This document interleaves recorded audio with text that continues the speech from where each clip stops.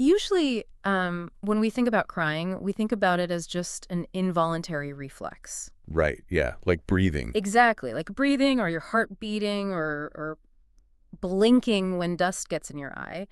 You experience a profound, devastating loss.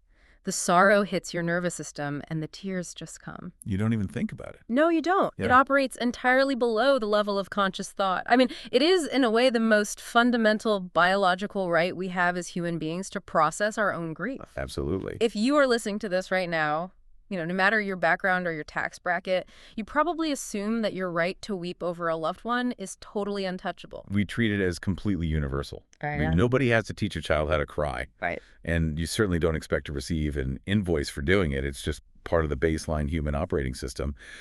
But, and this is the big question, what happens when that baseline is monetized? Oh, wow, yeah. Like, what happens when an economic system is so pervasive, so suffocating, that it actually colonizes your tear ducts? That is the exact horror we are unpacking today. We are looking at a reality where tears are literally a luxury good.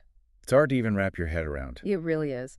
I want you to imagine living in a society where you are so crushed by poverty, so utterly suffocated by multi-generational debt, that when your own husband or your own son dies, You can't even cry. you literally cannot afford the emotional space to shed a single tear. Because if you stop working, if you pause to mourn, you and the surviving members of your family will just starve to death within days. It completely strips away every romantic cinematic notion we have about grief. Yeah. We are forced to look at the cold, hard mathematics of mourning. This is the absolute definition of a survival economy operating at the level of the human soul, where emotion itself becomes a liability.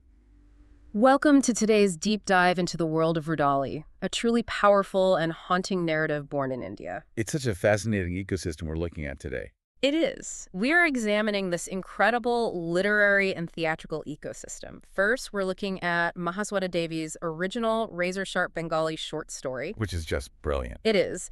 And then we're also looking at Usha Ganguli's highly acclaimed Hindi stage adaptation of that story. Right, the play. And tying this entire thing together, we have Anjum Katyal's amazing introductory essay, The Metamorphosis of Rudali, which acts as this incredible magnifying glass analyzing the friction between the original text on the page and the eventual stage play. And, the friction between those two mediums is really where the insight lives. Oh, absolutely. We're not just analyzing a plot today. We're exploring how meaning physically changes when you move a narrative from a dry sociological short story to an emotive theatrical stage. Right, and how different artists interpret the exact same trauma through competing lenses of class, caste, and gender. So, okay, let's unpack this. The mission for our deep dive today isn't just to summarize a tragic story of poverty. No, definitely not. Our goal is to explore a masterclass in raw survival.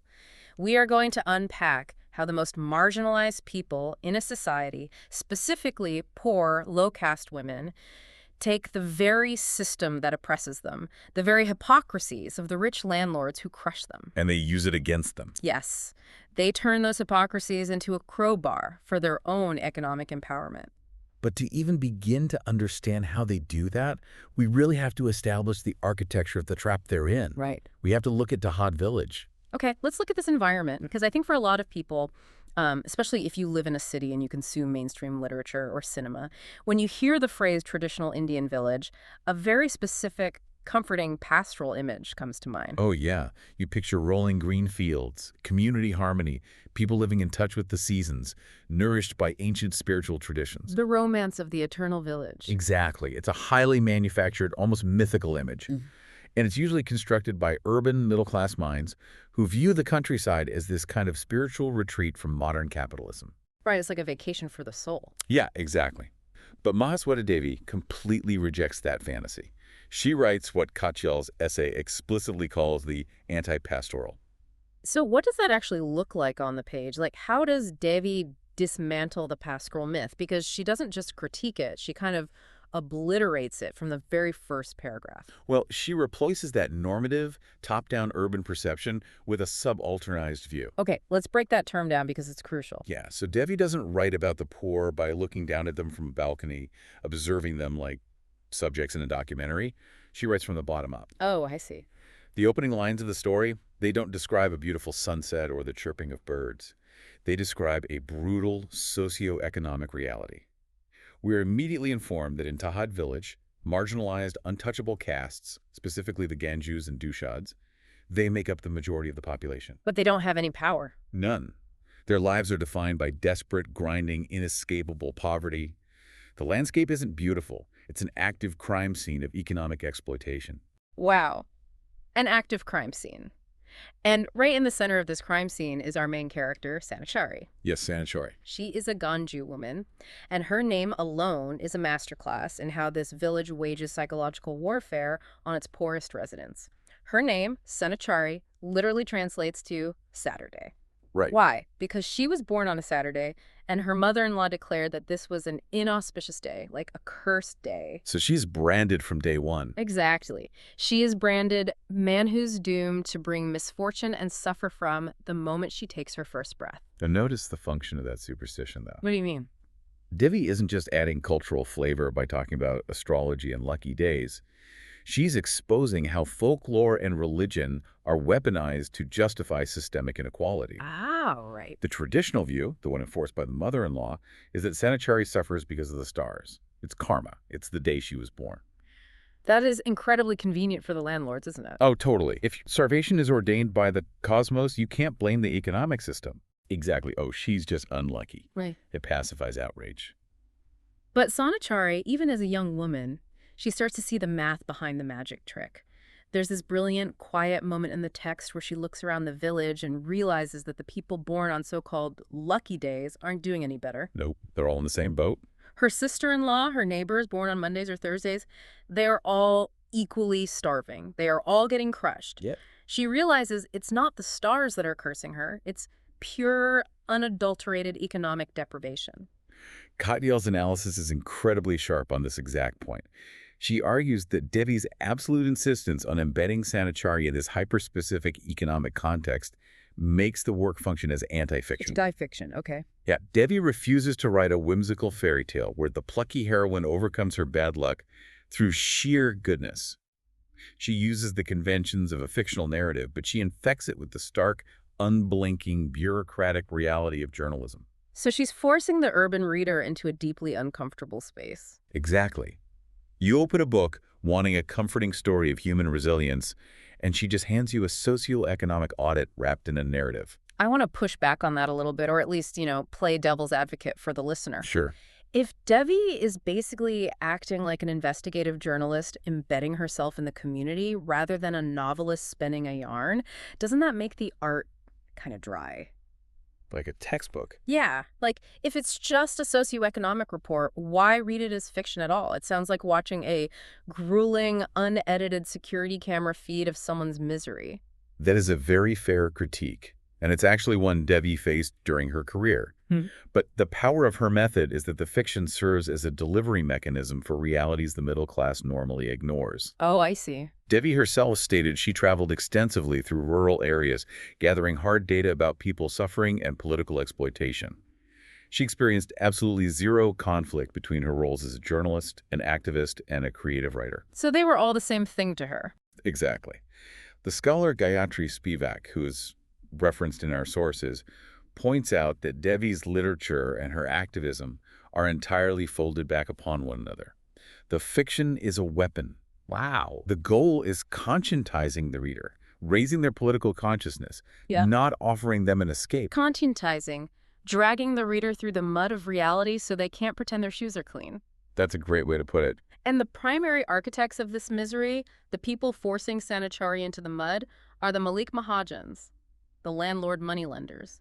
Specifically, the character of Ramavatar Singh. Oh yeah, Ramavatar. He isn't just a villain with a mustache, he is a walking, breathing institution. He represents the absolute unchecked power of the socially and economically dominant classes in rural India. Yeah.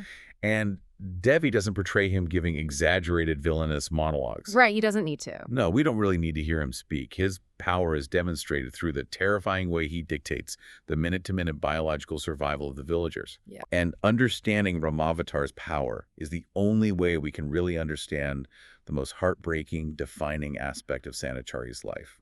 her literal inability to mourn her own family. Exactly. Let's talk about her ledger of loss, because if you read a summary of Sanichari's life, it sounds unbelievably tragic. She loses almost everyone. It's relentless. Her mother-in-law dies, her sister-in-law dies, her brother-in-law dies, but through all of this, she doesn't shed a single tear. If you are a reader, your first instinct might be to judge her. You might think she is stoic to the point of being cold, or that she's emotionally stunted.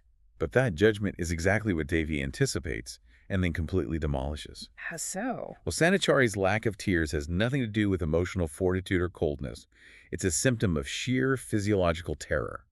Let's look at the context of her mother-in-law's death. Okay. When the woman dies, Sanichari's husband and his brother are not there to help. They are sitting in a local jail cell. And they are in jail because Ramavatar Singh, the landlord, was irritated over some lost wheat. Right. Just a suspicion. Yeah. He suspected someone stole it, so he just had the police lock up every single young Dushad and Ganju male in the entire village.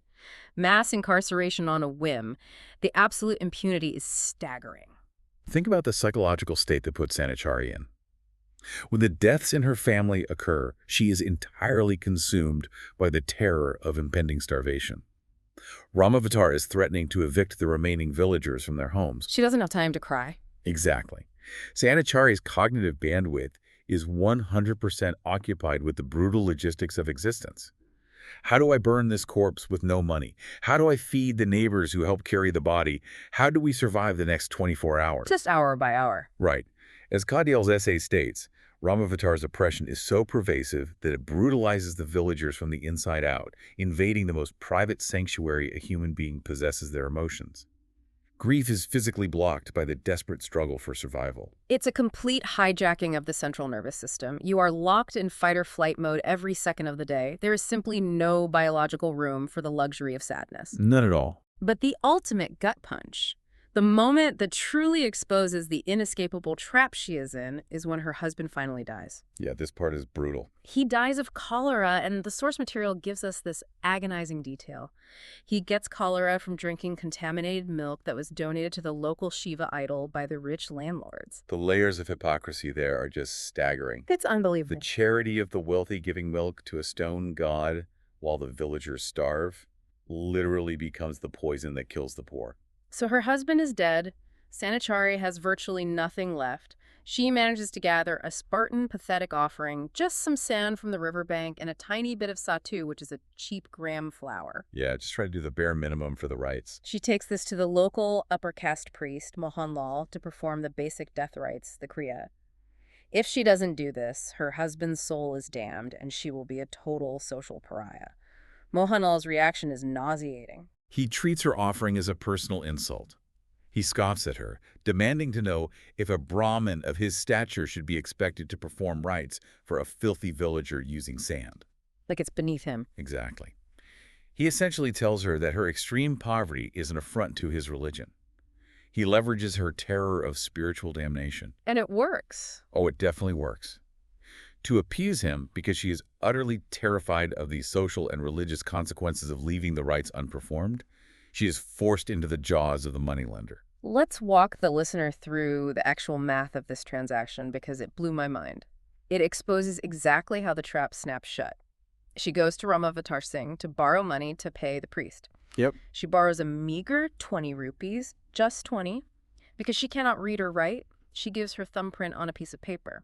The thumbprint is basically a surrender of her personhood. It really is. Through the magic of compound, predatory exploitation, that 20 rupee loan immediately becomes a debt of 50 rupees. Just instantly. Instantly.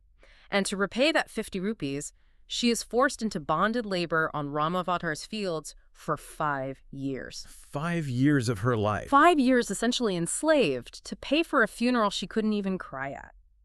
This specific mechanism forces us to ask a terrifying question about the world of Tahad village. Like, what is the actual function of religion here? Right. It's clearly not about comfort. In Rudali, Devi makes her thesis undeniably clear. Institutional religion never, at any point, offers solace or succor to the poor. It functions exclusively as an economic weapon. Wow. The religious mandates for rituals following a death are designed to further impoverish the already destitute. The priest and the landlord are not separate entities. They are two arms of the exact same ecosystem of exploitation. They reinforce each other perfectly. It's an unholy alliance. The priest manufactures the spiritual demand. He creates the terror of bad karma and social exile. Exactly. Then the landlord steps in to provide the predatory loan necessary to satisfy that manufactured demand. They catch the villagers in a pincer movement. And Mahasweta Devi ensures the reader feels the full sting of this injustice by heavily juxtaposing Sanichari's 5 years of slavery for 20 rupees against the wanton, grotesque way the rich spend money on death ceremonies. Oh, the rich funerals are insane. The Malik Mahajans will casually drop tens of thousands of rupees on lavish shreds, these massive multi-day funeral feasts, and public ceremonies for their own relatives. But they don't do it out of love. That's the darkest joke of the whole system. The lavish spending is purely an ego trip. It's a public relations campaign to enhance their social prestige and outshine their rival landlords. Exactly. The essay points out their extreme hypocrisy. They spend thousands on the dead, but they are incredibly miserly, cruel, and cheap in their actual lives. There's that one specific guy, right? Yeah, the text gives us this brilliant, cynical observation from the villagers about one of the rich landlords, Gangadhar Singh. He was so incredibly stingy that when his own uncle died, he used cheap dalda, a heavily processed artificial vegetable fat, instead of pure, expensive ghee on the funeral pyre to save a few bucks. Oh my gosh. Right. Yet, days later, he will spend a fortune feeding thousands of people to show off his wealth during the public mourning phase. So for the rich, grief is an industry.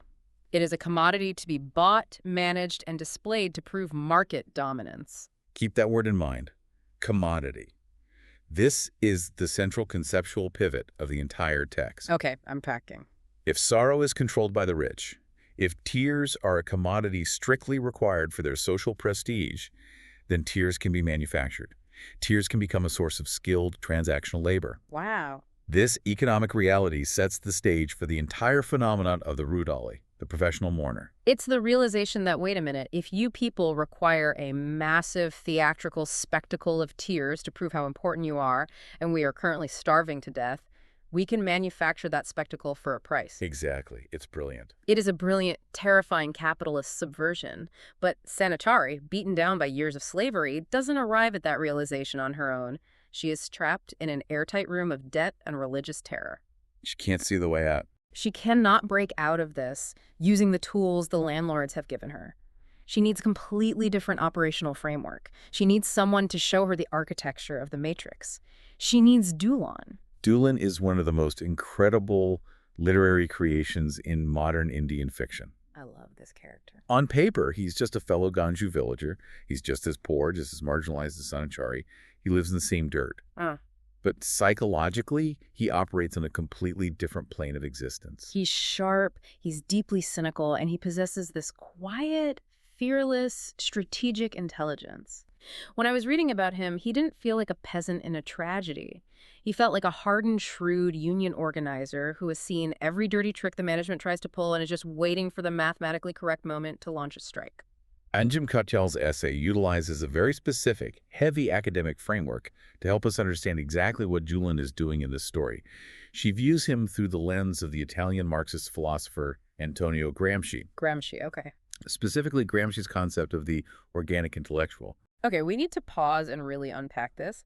Gramsci's concept of the organic intellectual is usually applied to 20th century European labor movements. Factory workers, syndicalists. Right. Seeing it mapped onto an illiterate, landless villager in rural India like Dulon is a massive conceptual leap. How exactly does Katyal justify that connection? What does that term actually mean here? It's a brilliant application of the theory, honestly. In Gramscian thought, an intellectual isn't just someone sitting in an ivory tower with a PhD, disconnected from reality. Okay, so not a professor. Right. Gramsci argued that every new social class that comes into existence creates within itself its own layer of intellectuals.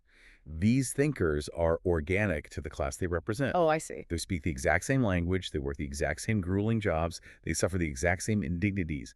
But their specific function within that group is to give their social class an awareness of its own function in the political and economic field. And that's Dulon. Dulon is the perfect embodiment of this. He never speaks down to the other villagers. He speaks in their rough dialect. But every time he opens his mouth, he is historicizing their present conditions. He's connecting the dots. Absolutely. He absolutely refuses to let them believe their suffering is natural or ordained by fate or the result of being born on a Saturday. He's the memory keeper. There is that fantastic, chilling line summarizing his philosophy. There is no revolution without memory.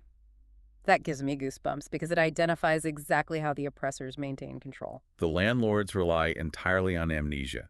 They need the poor to forget that things were ever different, to forget that the land they now work as slaves ever belonged to anyone else. But Doolin won't let them forget. No, Doolin keeps the oral history alive. He is a walking archive. He tells the villagers about the past, about heroic violent resistance. He recounts the history of militant rebel tribal leaders like Harda and Donkamunda, whose uprisings were brutally repressed by Rajput soldiers. And he doesn't just talk about vague rebellions. He explains the exact mechanics of how the land was stolen. It wasn't granted by some divine right. He tells this visceral story of how the ruthless Rajputs infiltrated the remote tribal areas and deceitfully claimed the land. Oh, the sword story. Yeah. The Raja told the Rajput mercenaries they could claim as much land as was covered by throwing their swords in the air. That is such a cinematic, violent image. It really is. The land wasn't bought. It was stolen by the arc of a thrown sword, by sheer violent deceit. And Doolin connects that past directly to the present. He tells the villagers, nowadays the Rajputs increase their land not by throwing swords, but by shooting bullets and flinging flaming torches at our settlements. By meticulously telling these stories, Doolin is unbrainwashing the community. He's showing them the exposed wires and gears of their oppression. He points out that while the rich landlords might fight amongst themselves for prestige, they share certain core, ugly traits. They have elephants, they have illegitimate children they refuse to claim, they have venereal diseases, and they operate on the singular philosophy that whoever owns the gun owns the land. Just pure thugs. Exactly. He also points out exactly how they manipulate the legal and religious systems to secure tax benefits, hiding their wealth in acres of land falsely dedicated to family deities. He strips away all the mystique, all the supposed nobility of the upper caste. He makes them look exactly like what they are, organized thugs with a better PR department. Yep. And what I found truly revolutionary about Doolin is how he interacts with Sanichari. In so much literature from this era, even radical literature, the male revolutionary figures still operate within a patriarchy. That's true. But Doolin isn't a traditional white knight swooping in to save the helpless, weeping woman. Not at all. Mahasweta Devi deliberately, forcefully sidesteps any gendered hierarchy in their relationship. Doolin interacts with Sanichari as an absolute intellectual equal. I love that. There is no formalized patriarchal authority in how he speaks to her. When she comes to him for advice, he doesn't lecture her on a woman's place in the home. He treats her like a fellow laborer, a comrade, trying to navigate a lethally hostile market. And Sanichari is going to need every ounce of that strategic guidance because the system is about to deal her the most devastating, crushing blow yet. This brings us to the tragic turning point in her life, the death of her only son, Budua. The portrayal of Budua in the text is incredibly poignant, and again, Devi uses him to subvert our expectations of what men in this environment are supposed to be. Right. In a society so thoroughly dominated by harsh, toxic patriarchy where violence is the currency of power, Budua is a complete anomaly. He is gentle, he is deeply caring, he is thoughtful. While standard patriarchal men in the village might resort to violence, drunkenness, or neglect to cope with their poverty, Budua actively, constantly tries to ease the physical burden on his mother and his wife. He's so different from the other men. He is. Yeah. He doesn't aggressively forbid his restless, unhappy wife from going to the local market. Instead, he tries to find practical solutions to keep her occupied and bring in a little extra income. The text provides a highly detailed description of how Budua labored to develop a tiny vegetable patch in their barren courtyard. This isn't just a gardening hobby. No, it's survival. Right, it's back-breaking labor necessary to produce a few calories of food, to stave off starvation for his family. He cleans the house, he fetches water from the river, which is traditionally seen as women's work, and he scavenges tiny dropped grains of wheat from the dusty fields after the harvest. He's just doing whatever it takes. Exactly. He is a supportive, deeply empathetic, non-toxic companion to his mother. And then the brutality of the economic system murders him. He doesn't die of a mysterious illness. He contracts tuberculosis directly as a result of hauling massively heavy sacks of wheat for Mavatar's son, Lakban Singh. The work literally kills him. His lungs are destroyed by his exploited labor. The death of this gentle, hardworking soul leaves Sanichari entirely, profoundly alone. Her daughter-in-law had already run away, unable to take the poverty. Her grandson leaves. She is totally isolated in a world that wants her dead. It is at this exact moment of absolute despair, when a lesser writer would end the story in tragedy, that Devi shifts the narrative. Yeah, everything changes here. The text transforms from being a chronicle of passive suffering into a tactical manual for survival. The text introduces a radical, explosive expansion of what the concepts of family and community can actually mean when biological ties fail. Right, because traditional patriarchal family structures have completely failed Sanichari. The bloodline has literally died out or abandoned her. So she reaches back into her past and reconnects with a childhood playmate, Bikhni. Bikhni's story perfectly mirrors Sanichari's in its devastation. Bikhni was abandoned by her own son. Another abandonment. Yeah. He walked out on her to seek a slightly better life as a live-in son-in-law in another village, and he took her cows with him. Those cows were her only means of independent livelihood. So she has nothing. Nothing. Bikhni is just as untethered, just as shorn of traditional societal roles as Sanichari. She is no one's wife, no one's mother, and no one's grandmother anymore. Society considers her useless. And so these two aging, marginalized, quote-unquote useless women decide to pool their non-existent resources. They decide they're going to survive together, outside the bounds of men. There is this incredibly evocative quote from the text that Katyal highlights in her essay. People who come from faraway strangers can become as close as one's own kin, like the bark of one tree grafted onto another. That specific metaphor of grafting is vital to understanding Devi's feminism. Grafting, like with plants. Yes, it's an agricultural term. It implies a deliberate, organic, living connection that completely bypasses the need for shared roots or biological bloodlines. Devi is positing that shared class solidarity and female bonding can create a stronger, more resilient family structure than the traditional fragile patriarchal unit. Wow. They become life partners in the business of survival. And this is the moment Doolin steps back into the picture and changes the entire trajectory of their lives. Sanichari and Bikhni are desperately struggling to find wage work. They are aging, and the physical labor is getting harder. They go to Doolin for advice. And Doolin has a plan. Of course he does. Doolin, operating with his brilliant, organic, intellectual strategy, surveys the landscape. He knows the rich Malik Mahajans are constantly dying, and he knows they are culturally obsessed with prestigious, loud, expensive mourning ceremonies.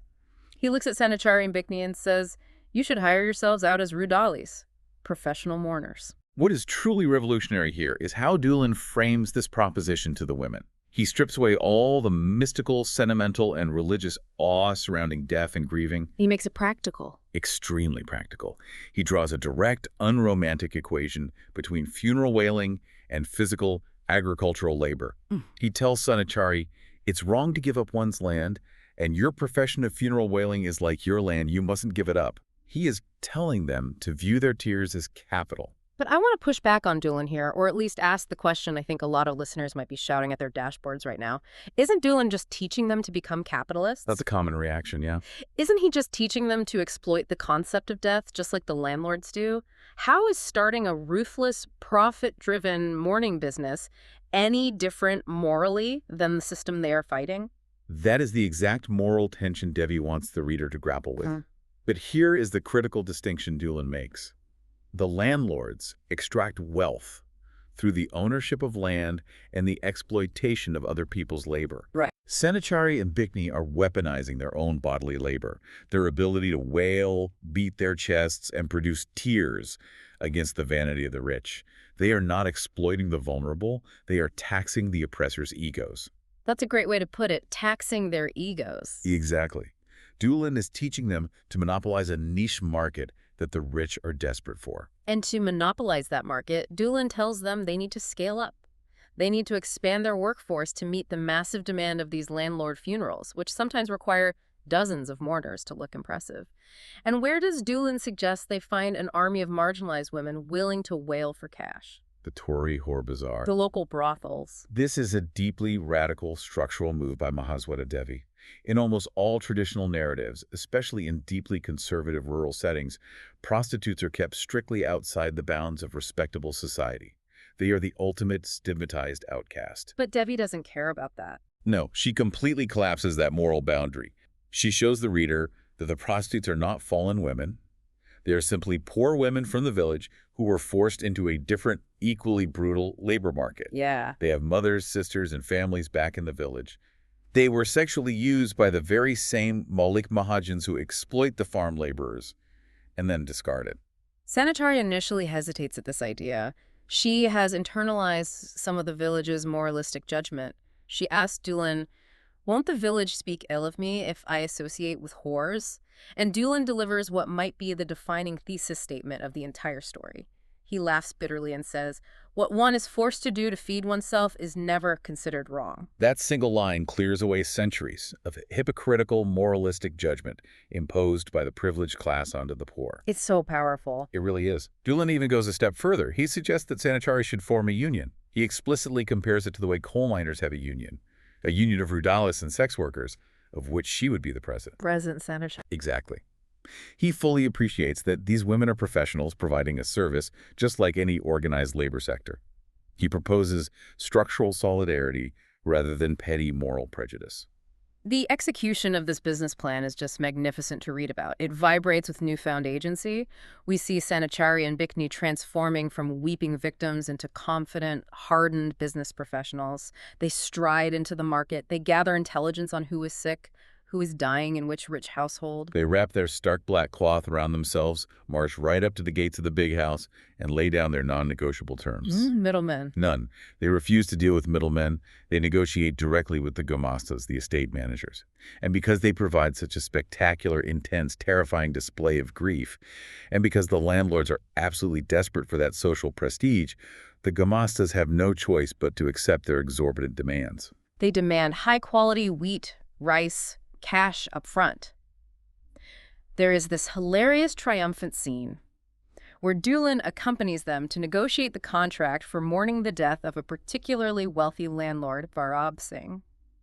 Dulin knows the inside accounting of the estate. He knows the family has budgeted 200 rupees specifically for the Rudalis. He's got the inside scoop. Yeah. So when the sniveling estate manager tries to lowball them and offer a pathetic 3 rupees, Dulin leverages his insider knowledge. He calls the manager's bluff and forces them to pay up and forces them to feed the women generously. Think about the profound, dizzying subversion happening in that courtyard. It's incredible. Sanichari, a woman who was forced into 5 years of bonded slavery because she couldn't afford a handful of sand for her husband's funeral. A woman whose entire family was destroyed by the greed of these specific landlords. She is now standing in their courtyard, leading an organized, unionized band of marginalized women and sex workers, extracting massive wealth from those very same oppressors by putting on a highly theatrical display of fake grief over the corpses of the men who ruined her life. It is the ultimate revenge, served cold and highly itemized. The rich ruined her life, and now she is charging them a premium hourly rate to cry about it. It is an incredible fictional construct by Devi taking a woman-intensive, casually dismissed labor sector and transforming it into an organized, financially empowered union that brings the landlords to their knees. But this is where our deep dive takes a fascinating turn into the mechanics of art and adaptation. Yes. Let's get into the play. As Enjam Katyal's essay meticulously points out, the way this story is told, the very DNA of its message, changes drastically when it is adapted for the stage by Usha Ganguli.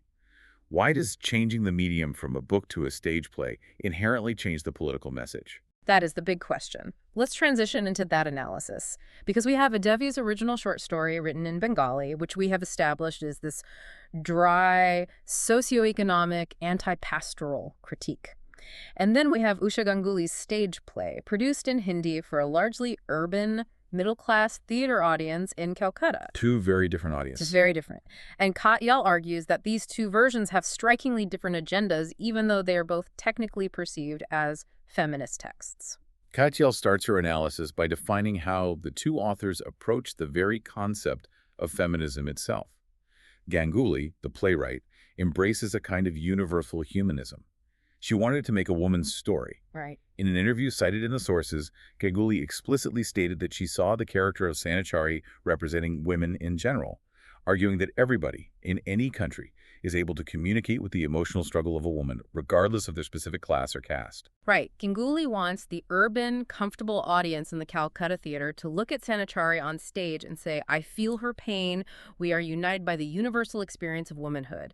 But Devi, the original author, violently resists that kind of universalizing. She hates it. Yeah, for Devi, trying to make Sanichari a universal woman is actually an insult to her reality. Exactly, because for Devi, Sanichari's struggle is entirely inseparable from her specific socioeconomic reality. Yeah. You cannot detach her gender from her untouchable caste and her extreme specific poverty. They're all tied together. Yes. An upper-caste woman in Calcutta might face sexism, but she does not face bonded labor for 20 rupees. Devi's narrative voice remains dry, objective, and sociological. She actively refuses to dive deep into Sanichari's internal psychology or spend pages describing her physical appearance or inner emotional turmoil. She embeds her completely in the community's shared horizontal misery. So what does that theoretical difference actually look like in practice? How does the play physically change the story to fit this universal woman's story agenda? It changes the focus from structural community solidarity to isolated individual endurance. Can you give an example? Sure. In Devi's short story, the village is mostly a source of horizontal solidarity. The poor help the poor. There's no real vicious meanness depicted between the Ganju and Dushad villagers themselves. The exploitation is entirely vertical, the rich landlords crushing the poor peasants. Okay, got it. But in the play, Ganguli deliberately heightens the internal cruelty of the village community itself. She makes the other poor villagers meaner to Sanichari. Why would she do that? Does making the village meaner serve a specific theatrical purpose? Does it make for a better show? It absolutely serves a theatrical purpose. It isolates the protagonist. It makes Sanichari's emotional arc more traditionally heroic. Ah, the lone hero. Right. If she is suffering not just from the distant systemic oppression of the landlords, but also from the petty face-to-face cruelties of her own neighbors, her endurance seems more noble, more tragic, in a classical theatrical sense.